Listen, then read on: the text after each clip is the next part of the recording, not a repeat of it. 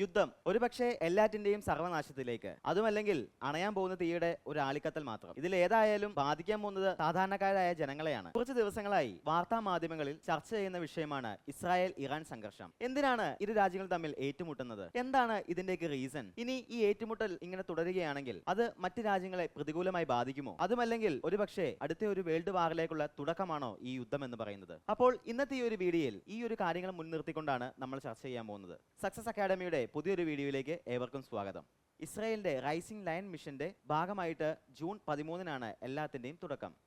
ഇറാന്റെ രാജ്യാതിർത്തിയിലേക്ക് നുഴഞ്ഞു കയറിക്കൊണ്ട്, അതായത് ഡ്രോൺസ് തുടങ്ങിയവ നിയന്ത്രിച്ചുകൊണ്ട് അവരുടെ തന്നെ എയർ ഡിഫൻസ് സിസ്റ്റം തകർത്ത് ഇസ്രായേലിന്റെ അതിനൂതനമായ ഫൈറ്റർ ജെറ്റ്സുകൾ ഉപയോഗിച്ചുകൊണ്ട് വെൽ പ്ലാൻഡ് ആയിട്ട് നടത്തിയ ഒരു അറ്റാക്ക് ആയിരുന്നു അത്. എന്നാൽ ഇത് ഇസ്രായേൽ ഇതുവരെ സമ്മതിച്ചിട്ടില്ല. ചെയ്തതും അവരാണെന്ന് പറയുന്നില്ല, എന്നാൽ അവരല്ല ചെയ്തതും എന്നും പറയുന്നില്ല.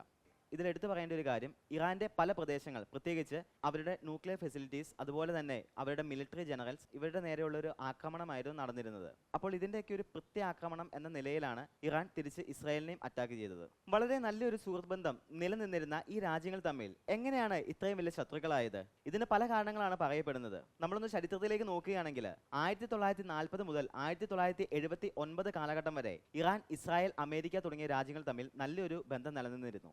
1948-ലായിരുന്നു ഇസ്രായേൽ എന്ന ജൂതരാഷ്ട്രം ഉണ്ടാകുന്നത്. ബ്രിട്ടീഷുകാരുടെ മടങ്ങിപ്പോക്കിന് ശേഷം അറബ് അല്ലെങ്കിൽ മുസ്ലിം വംശജർക്ക് വേണ്ടിയും ജൂത വംശജർക്ക് വേണ്ടിയും പ്രത്യേക പ്രദേശങ്ങൾ തിരിച്ചു നൽകിയിരുന്നു. എന്നാൽ ഇസ്രായേൽ എന്ന രാജ്യത്തെ അംഗീകരിക്കാനോ അല്ലെങ്കിൽ മുസ്ലിം ഭൂരിപക്ഷമുള്ള രാജ്യങ്ങൾ അവരെ അംഗീകരിക്കാനോ പിന്തുണയ്ക്കാനോ തയ്യാറായിരുന്നില്ല. എന്നാൽ ആ ഒരു സാഹചര്യത്തിൽ പോലും, അങ്ങനെ ഒരു അവസ്ഥയിൽ പോലും അന്നത്തെ ആ കാലഘട്ടത്തിൽ അവരെ, അതായത് ഇസ്രായേലിനെ അംഗീകരിക്കാനും അവരെ പിന്തുണയ്ക്കാനും മുന്നോട്ട് വന്ന രാജ്യമാണ് ഇറാൻ എന്ന് പറയുന്നത്. കാരണം അന്ന് ഇറാനും അമേരിക്കയും തമ്മിൽ നല്ലൊരു സൗഹൃദ ബന്ധം നിലനിന്നിരുന്നു. അതുകൊണ്ട് തന്നെ ഇറാൻ ഇസ്രായേലിനെ സപ്പോർട്ട് ചെയ്തിരുന്നു. കൂടാതെ ഇരു രാജ്യങ്ങൾ തമ്മിൽ, അതായത് ഇറാനും ഇസ്രായേലും തമ്മിൽ നല്ലൊരു വ്യാപാര ബന്ധവും അന്ന് നിലനിന്നിരുന്നു. എന്നാൽ 1979 ശേഷം, അതായത് 1940, 1979 ആ ഒരു കാലഘട്ടത്തിലായിരുന്നു ഇറാൻ, ഇസ്രായേൽ, അമേരിക്ക തമ്മിലുള്ള നല്ലൊരു ഡിപ്ലോമാറ്റിക് റിലേഷൻഷിപ്പ് ഉണ്ടായിരുന്നത്. എന്നാൽ 79 ശേഷം ഷാ ഭരണകൂടത്തിന്റെ ഭരണം അവസാനിച്ചതിന് ശേഷം പിന്നീട് വന്ന ഭരണാധികാരി അദ്ദേഹം മതത്തെ ഉയർത്തിപ്പിടിക്കുകയും അതുപോലെ തന്നെ അമേരിക്കയെ ശക്തമായി എതിർക്കുകയും ചെയ്തിരുന്ന ഒരു ചിന്താഗതിയുടെ ആളായിരുന്നു.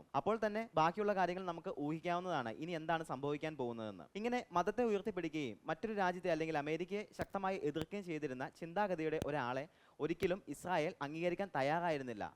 അതുകൊണ്ട് തന്നെ ഇസ്രായേൽ ഒരു ജൂതരാഷ്ട്രമായതുകൊണ്ട് തന്നെ അവരെ അംഗീകരിക്കാൻ ഇറാനും തയ്യാറായിരുന്നില്ല. അപ്പോൾ ഇതുകൊണ്ടൊക്കെ തന്നെ ഈ ഇരു രാജ്യങ്ങൾ തമ്മിലുള്ള ശത്രുതകൾ വളർന്നു വന്നുകൊണ്ടേയിരുന്നു. കൂടാതെ ഒരു രാജ്യം മറ്റൊരു രാജ്യത്തിന് മുകളിലാവുകയോ അല്ലെങ്കിൽ അവരെക്കാൾ കൂടുതൽ ശക്തി പ്രാപിക്കുന്നതോ രണ്ടുപേർക്കും ഇഷ്ടമുണ്ടായിരുന്ന ഒരു കാര്യമല്ല.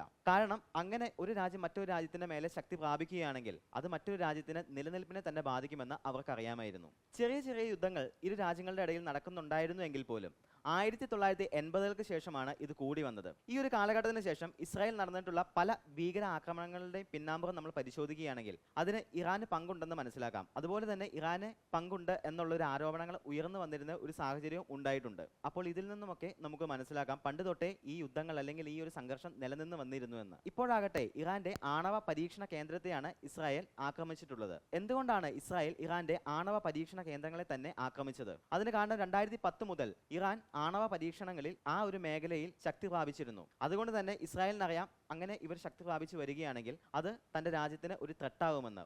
അപ്പോൾ അങ്ങനെ ഒരു ആണവ ഭീഷണി നിലനിൽക്കുന്നതുകൊണ്ട് തന്നെയാണ് ഇസ്രായേൽ ഇറാന്റെ ആണവ പരീക്ഷണ കേന്ദ്രങ്ങളെ തന്നെ ആക്രമിച്ചത്.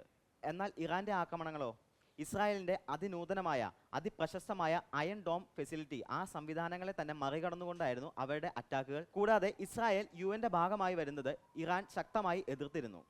ഇപ്പോൾ ഏകദേശം ഇതിൻ്റെയൊക്കെ റൂട്ട് എവിടെയാണെന്ന് നിങ്ങൾക്ക് മനസ്സിലായിട്ടുണ്ട് എന്ന് വിചാരിക്കുന്നു. അപ്പോൾ ഈ ഒരു കാരണങ്ങൾ കൊണ്ടൊക്കെ തന്നെയാണ് ഈ സംഘർഷം നിലനിന്ന് പോകുന്നത്. ഇനി ഇസ്രായേലും ഇറാനും തമ്മിൽ ഏകദേശം 2000 കിലോമീറ്ററിൻ്റെ ഡിസ്റ്റൻസ് ആണ് ഉള്ളത്. ഇങ്ങനെയാണെങ്കിൽ കൂടിയും എങ്ങനെയാണ് മിസൈൽസ്, ഡ്രോൺ ആക്രമണങ്ങൾ ഇത്ര എളുപ്പത്തിൽ നടക്കുന്നത്? അപ്പോൾ മറ്റ് രാജ്യങ്ങളുടെ കാര്യമോ? അവരുടെ എയർ സ്പേസിലൂടെ എങ്ങനെ ഇത് സാധ്യമാകുന്നു?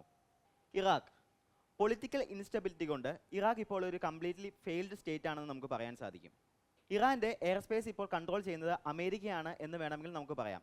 അതുകൊണ്ട് തന്നെ ഈ ഒരു മേഖലയിൽ ഇസ്രായേലിന് റെസ്ട്രിക്ഷൻസ് ഇല്ല. ഇതുകൂടാതെ ജോർദാൻ ഇപ്പോൾ സൈനികമായി ശക്തി ക്ഷയിച്ചിരിക്കുകയാണ്. അതുകൊണ്ട് തന്നെ ഈ ഒരു മേഖലയിലും ഇസ്രായേലിന് റെസ്ട്രിക്ഷൻസ് വരുന്നില്ല. എന്തിനേറെ പറയുന്നു, ഖത്തർ അതുപോലെ തന്നെ ബഹ്റൈൻ തുടങ്ങിയ ഈ ഒരു മേഖലകളിലും ഇപ്പോൾ അമേരിക്കൻ ആർമി, അതേപോലെ തന്നെ നേവി, എയർഫോഴ്സ് ബേസുകൾ, നിലനിൽക്കുന്നുണ്ട്. ഇതുകൊണ്ടൊക്കെ തന്നെ ഒരു അറ്റാക്ക് എന്ന് പറയുന്നത് ഇസ്രായേലിന് വളരെ എളുപ്പമാണ്. ഇനി കുറച്ചുകൂടെ ആഴത്തിൽ ചിന്തിക്കുകയാണെങ്കിൽ ഇറാൻ ഒരു ഡയറക്റ്റ് അറ്റാക്കിന് പോകാതെ ഒരു ഇൻഡയറക്റ്റ് അറ്റാക്കിന് പോവുകയാണെങ്കിൽ അത് മറ്റ് പല രാജ്യങ്ങളെയും ബാധിക്കും എന്നും അഭിപ്രായപ്പെടുന്നുണ്ട്. ഫോർ എക്സാമ്പിൾ, ലോകത്തിലെ തന്നെ ഏറ്റവും പ്രധാനപ്പെട്ട ഒരു ട്രേഡ് റൂട്ടാണ് ഹോർമൂസ് സ്ട്രെയ്റ്റ് അല്ലെങ്കിൽ ഹോർമൂസ് കടലിടുക്ക് എന്ന് പറയുന്നത്. പേർഷ്യൻ ഗൾഫ്, അതുപോലെ തന്നെ അറേബ്യൻ സീ, ഇന്ത്യൻ ഓഷ്യൻ ഇവയെ കണക്ട് ചെയ്യുന്നതും ഈ കടലിടുക്കുകളാണ്. ലോകത്തെ ഓയിൽ ട്രേഡിന്റെ 17 മുതൽ 20 മില്യൺ ബാരൽ ക്രൂഡ് ഓയിലാണ് ഒരു ദിവസം മാത്രം ഇതിലൂടെ കടന്നു പോകുന്നത്. അപ്പോൾ ഇത്രയും ഇമ്പോർട്ടൻ്റ് ആയിട്ടുള്ള ഒരു സ്ഥലത്ത് ഇറാൻ ഒരു ബ്ലോക്കേജ് ഉണ്ടാക്കുകയാണെങ്കിൽ ലോകത്തിന്റെ വ്യാപാരം, ആഗോള സാമ്പത്തിക മേഖല, ഇൻഫ്ലേഷൻ തുടങ്ങിയ കാര്യങ്ങളെ ഇത് സാരമായി ബാധിക്കുമെന്നും പലരും അഭിപ്രായപ്പെടുന്നു. ഇനി ഈ സംഘർഷങ്ങൾ ഇങ്ങനെ തന്നെ തുടർന്നു പോവുകയാണെങ്കിൽ എന്തായിരിക്കും അവസ്ഥ? ഇറാൻ ഇസ്രായേൽ സംഘർഷത്തിൽ പല രാജ്യങ്ങളും രഹസ്യമായും പരസ്യമായും അവരെ പിന്തുണയ്ക്കുന്നുമുണ്ട്, അതുപോലെ തന്നെ എതിർക്കുന്നുമുണ്ട്. എന്നാൽ നിലവിലെ സാഹചര്യത്തിൽ ഒരു യുദ്ധം ഉണ്ടാവുകയാണെങ്കിൽ ഇസ്രായേലിന് പിന്തുണയും സഹായവുമായി അമേരിക്ക ഉണ്ടാകുമെന്നുള്ള കാര്യം ഉറപ്പാണ്. എന്നാൽ ഇറാന് പിന്തുണയുമായി റഷ്യയും ചൈനയും എത്തിച്ചേരാനും സാധ്യതയുണ്ട്. അപ്പോൾ ഈ ഒരു സാഹചര്യം തുടർന്നു പോകുമെന്നും എന്നാൽ അധികം വൈകാതെ ഇരു രാജ്യങ്ങളും സമാധാനപരമായി ഇത് അവസാനിപ്പിക്കുമെന്നും ഒരു കൂട്ടർ പറയുന്നുണ്ട്. എന്തൊക്കെയായാലും വലിയൊരു ഭീകരാന്തരീക്ഷം സൃഷ്ടിക്കാതെ, വലിയ ഒരു യുദ്ധമുണ്ടാകാതെ ഈ ഒരു സാഹചര്യവും കടന്നു പോകട്ടെ, ഇതും മാറിപ്പോകട്ടെ എന്ന് നമുക്ക് പ്രത്യാശിക്കാം. അപ്പോൾ ഇന്നത്തെ ഈ ഒരു വീഡിയോയിൽ പറഞ്ഞ കാര്യങ്ങൾ നിങ്ങൾക്ക് മനസ്സിലായിട്ടുണ്ട് എന്ന് വിചാരിക്കുന്നു. അപ്പോൾ ഇതിനെ പറ്റിയിട്ടുള്ള നിങ്ങളുടെ അഭിപ്രായങ്ങൾ കമൻറ്റുകളായി രേഖപ്പെടുത്തുക.